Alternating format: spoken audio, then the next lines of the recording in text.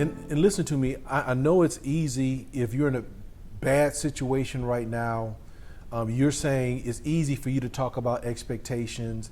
Well, you don't know my spouse, or the person that, or the situation that I'm in. It's so bad I can't see no light, or I've tried that before. I had expectations, and all that happened was I experienced a letdown, disappointment. Expectations can be developed from where you're at. Right. They don't have to start out with a clean slate. That's why we were saying, Even if you've been married for some time. if you've been married for some time and you guys haven't done it, and say everything has gone wrong, and say you are still married, the expectation can be that we're gonna make it. Right. And then you start to build your vision, your plan, and the purpose for the marriage from there, taking into consideration where you're at right now. And also, it's so important, because I think a lot of times when people have been married for any period of time and things have not gone the way or going in a direction that they wanted it to go, it's easy to become contentious and not want to communicate. It's very important to communicate and to get it back on track. You can't stay in contention or stay angry, and be able to communicate what you need to for you all to start working together. Yeah, and again, I keep saying this, because you're still married. Right. There's hope. Yeah. What Gina was talking about in regards to how people have actually come to perceive one another, and it becomes a very difficult type of process of communication. Maybe that's an expectation that you guys can establish, that you'll talk, Right. that you will communicate. Even if it's something, the expectation is that if I have something that is bothering me, the expectation is that you'll tell me right away. Right. And not hold on. hold on to it. And I agree to listen to you. If it's that bad that you need to write it down, so that you're not misunderstood. If that's the issue where you feel the other person always twists your words or whatever. Well, it's kind of hard to twist words when it's written down. Yeah. And it's kind of hard to say I didn't tell you when it's written down. I mean, those are very extreme situations, but if you are committed to making your marriage work, and you guys are still married, and there's something there that you're saying is worth salvaging, and I feel, God did call us together, Right. so I'm going to honor that covenant. You got to start from somewhere. Yes. And if that's where you got to start with, writing it on paper and pushing it across the table, or having it underneath the pillow, or whatever you need to do, then what it does show is that you're trying. Yeah. The other person is seeing that this person is trying to communicate, and you just build upon that. And so, having an expectation of things getting better, even in a situation like that, can help the marriage along and hold one another accountable to one another. If you're not married and you're having those type of problems, that may be a real indication that you need to run in another direction. Yeah. So, all right. So we're at expectations can change, but must be thoughtfully considered and communicated to the other beforehand to prevent division. Yes. What do you have to say about that? I think that is very important. I don't know how other couples work those situations out, but I just really appreciate the fact that we had certain expectations. We had certain things that we believed would take place in our life. So always going in that direction has been very helpful, I think, for us. But if you haven't had that, you haven't had expectations, or you haven't had a direction for your household, it's very important to establish that. Yeah, I think it's difficult, like you said, even though the situations were contrary to what we were expecting, we held on to the same expectation. So Right.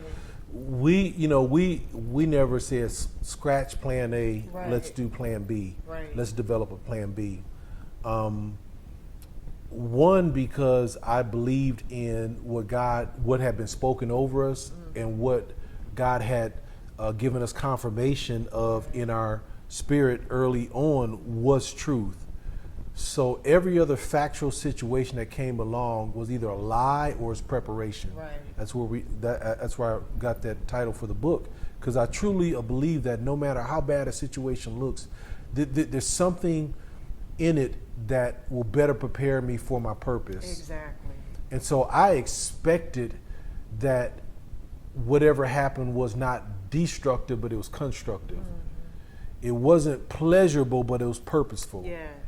And as a result of that, when we communicated and when we were transitioning through those things, the hope was always there that tomorrow was going to be better. Yes. And so that was a powerful motivator. But, if you have to change your expectations for the household or for yourself, or if there's a change in the other person's expectations, make sure you clearly and thoughtfully and considerably have that conversation with the other person before it becomes the new expectations. Right. Because that other partner may provide you with a perspective that doesn't require you to change that expectation. Right. It may just be another route. Right. Or it may take a little longer, or it may take them participating, whatever it might be. But make sure it's done thoughtfully. Just don't change it, through dictate. It's done, and then the other person's like, wait a minute, I thought we were going right, now we're going left. No, I changed it. Perfect example. I don't know how many of you have seen the movie Brown Sugar. Mm-hmm. Where the music executive decides that he wants to leave his job, That's and he one of my doesn't talk to his wife about that fact, that he just decides he wants to go and start his own label, but he doesn't talk to his wife, and that does not work in any marriage. Yeah, and it's Ty Diggs, Shauna Lathan, and Nicole. I forget her last name. But watch it. Watch the movie. That's a perfect example of somebody who just in a whim changes the whole direction of what they had committed to do, and they ended up actually getting a divorce. Right. And if you watch the movie, they probably shouldn't have gotten married in the first place. Very true. But if you watch the movie, that's a very good example of how there was no consideration, no conversation, no. And Ty Diggs' wife at the time, who was Nicole, had indicated, you can't make these type of decisions without having a conversation with me. Right.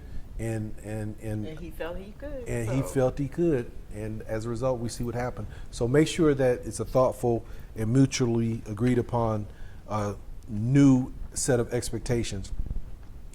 What if expectations are not being met by either party? What do you do then, Gina? I really think that people have to consider, if you are married, the marriage, you've taken a covenant vow to be married. And I think you have to consider, you have to come together in conversation and deal with the issue that the expectations are not being met by either person, and work on that if you want to remain married, because if you don't, you will not. Yeah, and I think what she said and emphasized is very important. You need to be truthful with yourself. What are your real intentions? Right. If you are committed that I'm done, and or you got your eyes on something else. Right. Truth and healing and better will never come out of lies. Never come out of a deception.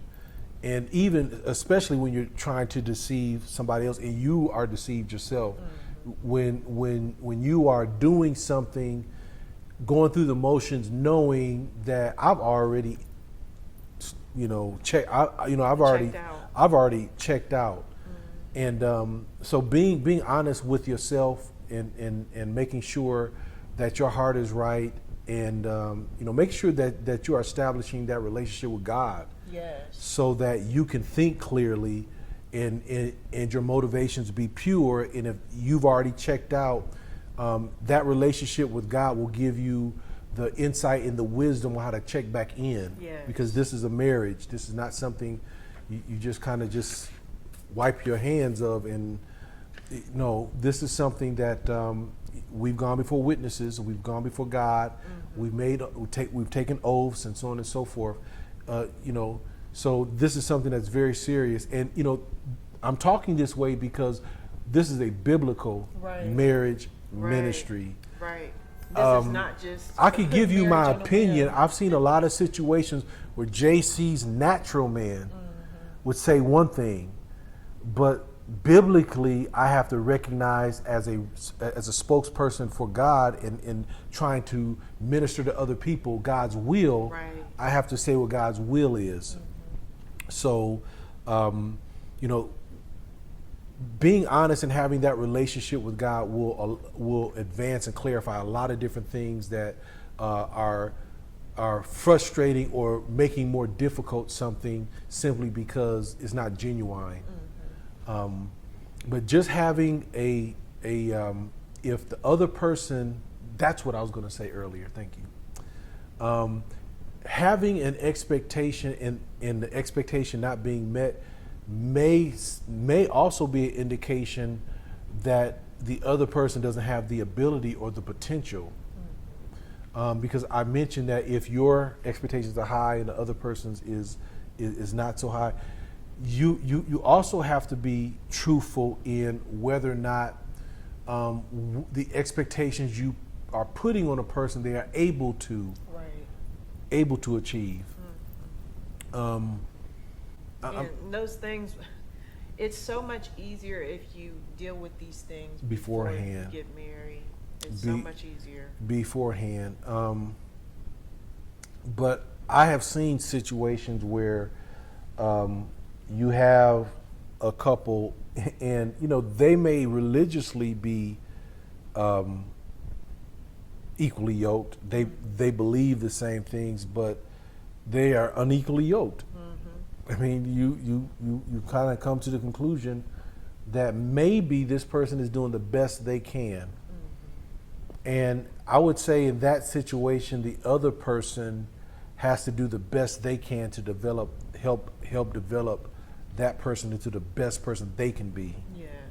And that's it exactly. You have to realize it's what they can be, not what you think that they should be. And if you're not married, however, you really need to, be brutally honest with yourself. This person's cute or she's fine, but I have an expectation for my life. Can this person, with what I'm seeing right now, Right. participate in achieving those goals? And if you don't see the potential there, regardless of how attracted you may be, Your flesh will get you in trouble. Yeah, don't let your flesh get you in trouble. If you do not see the potential there, then you are making the biggest mistake, because you cannot change people, especially when people do not want to change.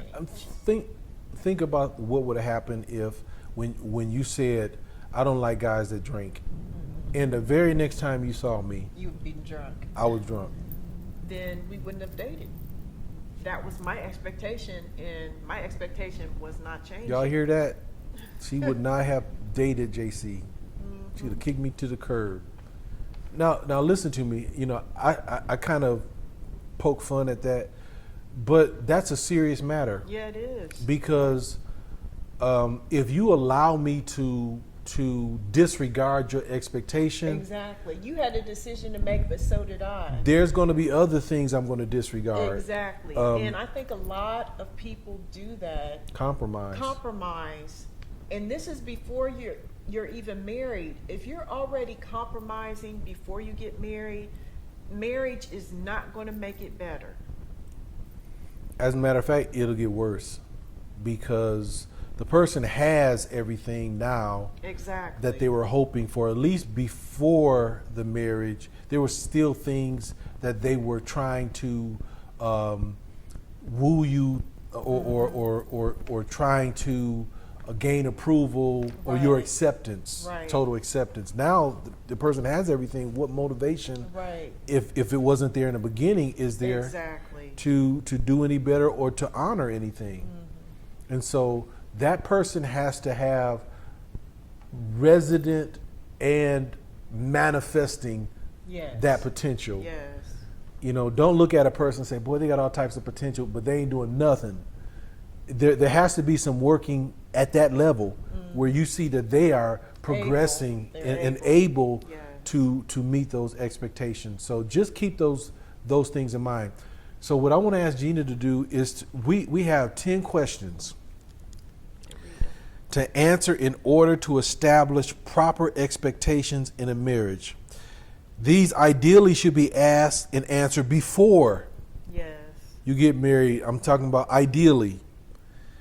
Or if not, at some point during the marriage. So baby, if you could read us the 10 and we will stop and conversate over them as appropriate. Okay. Number one, what are your goals in your life? What are your goals in life you want to accomplish as a couple or within the marriage? Okay. So that should be established, that should be articulated as we talked about Proverbs 27:27. Before you build a house, Right. those things need to be kind of established. Okay. It talks further individually. What are those goals? Further education. How will this impact the roles in the home? Who will work? 2 jobs, etc. Those are things to think about in regards to that. So let's stop there because we were talking about how new expectations. Say the person you have your family expectations. The person's working, and now for their job, they require additional education. You know, those are things that pop up that will change the expectations and the Right. dynamics within the house. Now maybe the wife Has to work. has to work, or maybe the wife is the one who is working but now has to go to school at the same time. Does she still need to be the one doing the cooking and doing the other things while you only have a job and you coming home and you're just sitting there, and now she has to go to work. She has to go to school now, and it's not getting home until 9 o'clock. So that means that now you're gonna have to eat somehow. Right. And if you got kids at that time, the kids gonna have to be fed. You see how the expectations and roles can change. Yes. Those things have to be worked out before the person says, "I'm going to school." And there has to be, because that can really disrupt the home. Right. Those are things that you have to agree on. Number 2, can these goals be accomplished where you currently live? My. So, what if you are? Let's take us for instance. We used to live in Cincinnati, Ohio. We got married in Cincinnati, Ohio. What if I was going to school for theater? And my hope was to someday make it to Broadway, or even in the movies. But you were committed and attached to Cincinnati. And we're coming together, we're talking about building our home, we're talking about getting married. That discussion has to be had. Yes, it does. What expectation? I mean, are we going to New York or California? And are you all right with that? Or are you not all right with that? Right. And am I all right with, okay, how can my goal be achieved here? Or if it can't be achieved here, what are the expectations? So Yeah, those things definitely need to be talked about before the marriage ever takes place. Those are things. Marriage counseling is a absolute must but for people who refuse to do that, you really do have to have conversations about your expectations, or the marriage is not going to work. I would say that if you are dating someone who refuses to go to marriage counseling, run. Yes. Because they're Yes. hiding something. Yes. They know that man or woman of God is going to ask some questions that they are not prepared to unpack Exactly. in front of you. Exactly. They was planning on getting in the house, sitting on the couch, and all of a sudden you open up the luggage and all types of roaches come out. Yeah. I Yeah, mean, that is definitely run. a thing to run on. Whenever someone doesn't want to do what's necessary to bring, that's another expectation. marriage counseling. Marriage counseling is an expectation. We ain't getting married unless we go to marriage counseling. Yeah. Number 3, where do you ultimately want to live? Where are you currently living, and are you willing to move? That kind of goes That's with into number 2. Yeah, it kind of goes with number 2 that has to be talked about. Number 4, are you or your spouse okay with having a distant relationship with current friends, parents, or relatives? Now that's something. Now That's a huge area. some people are not willing to move or to be flexible because they are so connected with their Extended family, family, their extended yes. family. I mean, if they were to move and not be able to see mom and them every week or every month, it will cause problems in the marriage. You need to know that. Yes, yeah, that's definitely a big area in marriage from the people that we dealt with. You really do need to know that, because I don't know if we've even covered it in some of the other lessons, but having those outer relationships can definitely impact a marriage. Yeah, and we're not talking about just friends. We're talking about close family members, brothers and Yes. sisters, Yeah. mothers and fathers, Yeah. grandparents, and they may mean well from their perspective, but they often don't take into consideration the whole family, the family needs. They usually take it from your perspective, Right. and can interject and do things that they think they're helping and they're not. And so making that decision, are you okay or is your spouse okay? And again, these should be taken care of beforehand. Before marriage, yes. With not having that regular contact. All right, number 5, where will you go to church, or do you want to be part of a church home? And what size church, denomination, etc.? So we talked about earlier that somebody can be unequally yoked, even if they believe the same thing, but the potential levels are different. The same thing can be true. You both can be Christian, Right. but I'm charismatic, Pentecostal, and you're Methodist. You know, Yeah. how is that? difficult. How is that going to work? And maybe I like a small, intimate Right. group type of church setting that I'm used to, but you come from the mega church. Yeah, that does impact Where things. are we going to go? Where are we going to go to church? I mean, these are things you need to talk about, and like Gina said, marriage counseling will be essential. But those are expectations that you can establish so that they don't become issues. Let me see. Number 6, do you expect or do you want children? How many? How will the children be cared for? Does one spouse expect to be able to stay home and raise the children or go into the workforce? And how will the children be raised? Different ways of punishment, and whether or not they'll be raised Christian or whatever it Yeah, is. parenting styles. Yes. So you would be amazed at how many people get married and don't understand what the other party's expectation is as far as growing a family or whether or not they even want kids. Somebody comes from a big family, 3 and 4 or 5 siblings. The other person comes from a family where they're the only child. Right.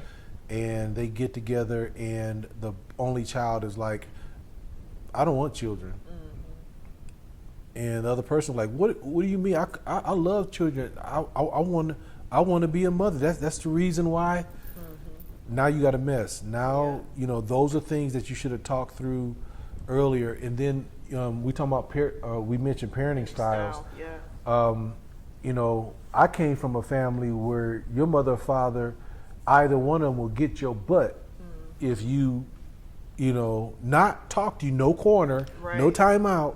No, we gonna pull out the leather or the wood or the shoe or the switch or the stick, whatever, the extension cord, even whatever was available.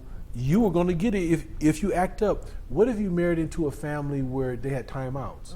Or they just talk to their children. Talk to the children. You're gonna have problems. And so those things need to be the Talked expectation of how are we going to have children, how many children, how the children are going to be disciplined, even down to whether or not who's the disciplinarian. Right. Those things need to be talked through. Number 7, who will handle the money? My. Now, I mentioned this before. I don't believe in separate accounts. I think that that's an instant, because it is division. Right.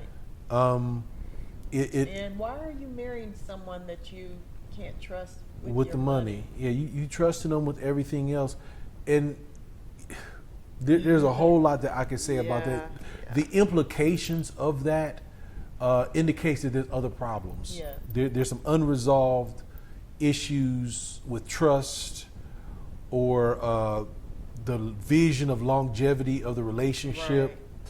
You know, it's almost like we're gonna keep our money separate just in case that things don't go Yeah. right. I could take mine, Yeah. and you could take yours, or I don't want you to have access to know how much I got.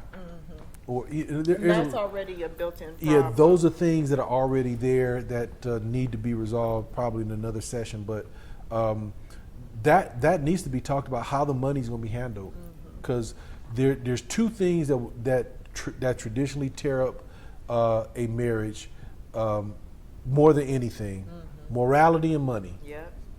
That's Those it. two, morality and money. And if you don't have an expectation or a control on those or an agreement, You don't have much of a marriage. yeah. Okay, number 8. And it goes into number 7. Will We you have- have joint accounts? Number 9, do you want pets in the home? That's a huge one. Yeah, a too. lot of people. You were talking about expectation. See, a lot of you never even thought about that. Never even thought about that. But your spouse may come from a home and just desire, you know. I've always had pets in the house. Now, even another level, I've always had dogs, but we never had cats. My wife has had cats, and she like cats. She's had dogs and cats. I necessarily don't like cats. So, what are the expectations? How are we gonna, are we even gonna have pets? And if we are gonna have pets, what kind of pets? Right. How many pets? We don't want it to look like Noah's Ark, but some people come from a house full of animals, and from the other person's perspective, that's out of the question. You have to talk about these types of things, establish the Yes. expectations. Okay, number 10. Does your spouse expect for you to continue to date them throughout the marriage? See, Yes. see, Yes. see, that's another one you haven't even thought about. Many of you thought, I'm married. Why do I still need to date? Your spouse may still desire to have that ongoing feeling of being valued, romanced, pursued, those types of things that keep your marriage fresh. Yes. You definitely do not want to be married to someone who has no desire for romance, All dried up. all dried up, and doesn't want to date you. If someone, that's something you really need to talk about. If they don't want to do that, you're wasting your time. You gotta think about, only time that they come together. It's time to make kids. No. you you old dried up thing. The problem is that many people don't understand that dating is not necessarily for marriage. Right. I was listening to somebody speak on that topic before, and they were saying, I don't believe in dating in the sense of even before marriage. Right. Because dating means sampling in a lot of different senses. And there's a lot of things that you can do in the sampling or testing that can really alter your life. Yes. And so this person would say, I don't believe in dating. So I agree with that. I believe dating starts when you get married, because I think that's now you legally and legitimately have the ability to give the person everything. Right. And at that point, you can really start to develop an understanding and discovering the person, because there was nothing discovered beforehand. Now Right. it's the unpackaging. Exactly. It's the unpackaging of the person, and the more you know, the more you can build upon and pursue and grow upon and build your garden. I think that is it right there, is the building of the garden.